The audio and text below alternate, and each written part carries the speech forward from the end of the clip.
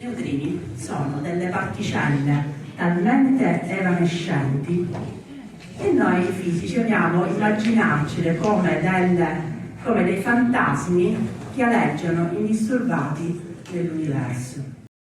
Oggi ho avuto la possibilità di essere qui alla Boggiolera di Catania, incontrare i ragazzi di questa scuola, ho avuto la possibilità di raccontare la mia vita lavorativa, l'esperienza nell'ambito del progetto KM3Net e dell'esperienza recentemente fatta con la scoperta del neutrino di più alta energia.